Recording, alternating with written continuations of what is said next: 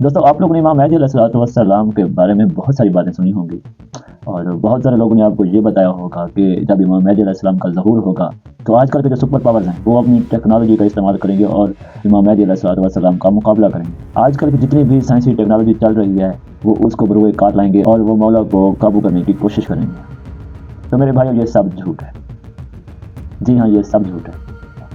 جب امام مہدی علیہ السلام کا ظہور ہوگا تب یہ سائنسی ٹیکنالوجی بالکل فیل ہو جائے گی۔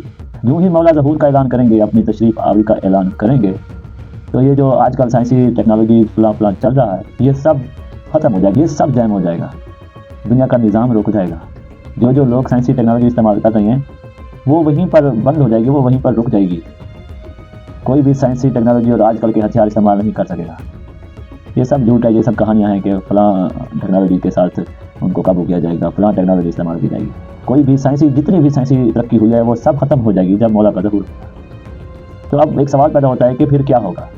پھر وہی ہوگا جو آج سے 1400 سال پہلے ہوتا تھا۔ بھائی جنگ جو ہوگی وہ گھوڑے اور تلوار کی جنگ ہوگی، اور مولا ان سب مظلوموں کو اور ان سب وکٹمز کو انصاف دلائیں گے جن پر ظلم کیا گیا، جن کے ساتھ ناانصافی کی گئی۔ جتنے بھی ظالم جابر حکمران جس نے بھی کسی مظلوم پر ظلم کیا، ناانصافی کی، ان سب سے انتقام لیا جائے گا۔ اور انتقام میں سب سے جو سر فہرست چیز ہے وہ ہے کربلا کا انتقام، جو کہ صدیوں سے ایک سلسلہ ہے جو پینڈنگ پڑا ہوا ہے، جس کے انتظار میں پوری دنیا ہے، پوری خدائی ہے کہ کب کربلا کا انتقام ہوگا۔ ستے جگائے جائیں گے، ستے جو لوگ سو گئے ہیں نا ان کو جگایا جائے گا، جو مر گئے ہیں ان کو زندہ کیا جائے گا۔ اور آج کے جو منافق لوگ ہیں یہ بھی ان کے ساتھ شامل ہو جائیں گے جو کہ پہلے ظلم کرتے تھے یا ظلم کے حامی تھے۔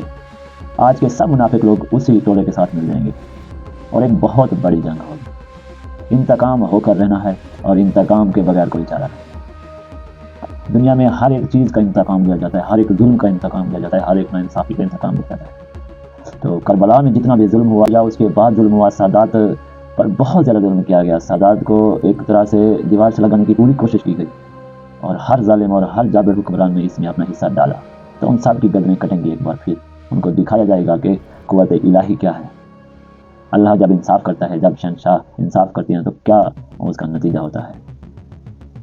تو بھائی یہ ٹیکنالوجی والی باتیں سب افواہیں ہیں، کوئی بھی ٹیکنالوجی اس وقت کام نہیں کرے گی جب مولا کا ظہور ہوگا، کچھ بھی کام نہیں کرے گا۔ گھوڑے اور تلوار کی جنگ ہوگی، بہت بڑے لشکر ہوں گے، ایک طرف سفیانی کا لشکر، ایک طرف مولا کا لشکر، بہت بڑی جنگ ہوگی۔ یہ جو پاور کے پیچھے بھاگ رہے ہیں نا آج کل کے بیکار لوگ، یہ پاور کی جنگ ختم ہو جائے گی، پھر حق اور باطل کی جنگ ہوگی، حق اور باطل کا فیصلہ ہوگا۔ پھر یہ ہوگا کہ جو مولا کے ساتھ ہوں گے وہ حق ہوگا، جو دوسری طرف ہوں گے وہ ڈیفینیٹلی وہ باطل ہوگا۔ جس پر مولا کی تلوار چل گئی وہ جہنم کا سپاہی ہے، وہ جہنم کا راہی ہے، وہ جہنم کے علاوہ کہیں بھی نہیں جا سکتا۔ مولا کی تلوار انصاف کے بل بوتے پر چلے گی۔ مولا عادل امام ہیں، خوب عدل کریں گے۔ جس کسی نے بھی کسی کا حق کھایا ہے، کسی کا مال مارا ہے، آج یا 1400 سال پہلے جس کسی نے بھی کسی کا حق کھایا ہے وہ اپنا بدلہ ضرور دے گا۔ جس کسی نے بھی سید پر ہاتھ اٹھایا، سید کو قتل کیا یا معصومین کو قتل کیا، وہ سب ایک کیٹیگری میں آئیں گے اور ایک ہی لشکر میں مارے جائیں گے۔ ایک بہت بڑی کنفیوژن پائی جاتی ہے، ہمارے ہاں بھی پائی جاتی تھی جب ہم چھوٹے تھے، کہ مولا کے 313 ناصرین ہوں گے یا کمانڈر ہوں گے۔ تو ہمارے ذہن میں ایک سوال پیدا ہوتا ہے، یار اگر 313 ہوں گے تو ہم کہاں جائیں گے؟ یا جو لوگ مولا کے ظہور کی دعائیں کرتے کرتے چلے گئے وہ لوگ کہاں ہوں گے؟ تو بھائی ایک کلیریفیکیشن میں آپ کو دینا چاہتا ہوں کہ جو 313 ہوں گے وہ کمانڈر ہوں گے، یعنی کہ ایک لشکر کا سپاہ سالار ہوتا ہے، ایک لشکر کو لیڈ کرنے والا بندہ ہوتا ہے۔ ایک تو ہوتا ہے نا بالکل جو ہائی لیول پہ، یعنی کہ ایک جرنیل ہوتا ہے، جرنیل جس کو بولتے ہیں، وہ تو مولا امام مہدی علیہ السلام ہوں گے، لیکن جو 313 ہوں گے وہ ان کے سب جرنیل ہوں گے، وہ ان کے سب سپاہ سالار ہوں گے، یعنی کہ وہ ہر ایک بندہ اپنے نیچے والے طبقے کو لیڈ کر رہا ہوگا۔ تو بھائی ہم لوگ جو ہوں گے وہ ان 313 جو ہوں گے کمانڈر، ہم ان کے نیچے ہوں گے۔ تو جو 313 ہیں وہ تو ہائی لیول پر ہیں، ہائی کمانڈ ان کے پاس ہوگی۔ جو ہم لوگ ہیں، جو ہم چھوٹے طبقے والے لوگ ہیں، ہم ان کمانڈرز کے نیچے ہوں گے اور ہم مولا کے لشکر میں ضرور شامل ہوں گے انشاءاللہ، اور اس کے لیے تیاری بہت ضروری ہے۔ تو بھائی حابیل اور قابیل سے لے کر جب تک مولا کا ظہور نہیں ہوتا تب تک جتنے بھی ظالم اور قاتل لوگ، جابر لوگ ہوں گے وہ سب مولا کے غضب کا مزہ چکھیں گے، مولا ان کو ضرور فرنار کریں گے۔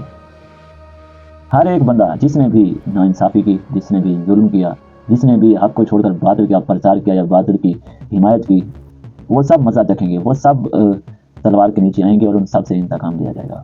یہ جو ایک، اگر آپ لوگ سوچتے ہیں نا کہ کربلا ایک واقعہ تھا، گزر گیا، ایک نوزل، آپ اس کو کوئی معمولی سا واقعہ جان کر اس کو چھوڑ دیتے ہیں، تو بھائی جان آپ بہت بڑی بھول میں ہیں، آپ کا عقل مارا گیا ہے، آپ کے اندر شیطان سما چکا ہے۔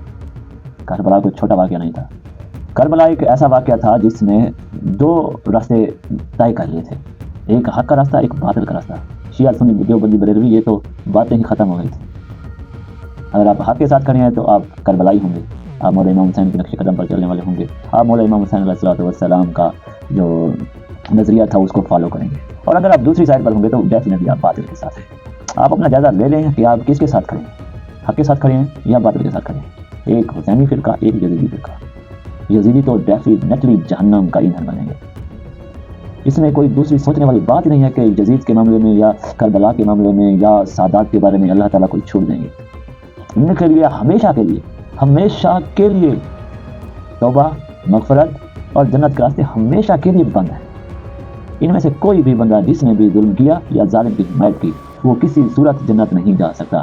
ہاں، مالک بہت زیادہ وہ کہتے ہیں نا، رحمان بھی ہیں، رحیم بھی ہیں، اور مغفرت دیتے بھی ہیں، شفاعت کرتے بھی ہیں، لیکن اس معاملے میں جب تک مہلت تھی آپ کے پاس ٹائم تھا، آپ اس کے اندر رہ کر اپنی سمپیتھی کر سکتے تھے، لیکن آپ نے ٹائم ضائع کیا، اپنے ظالم کی حمایت کی اور ظلم کیا۔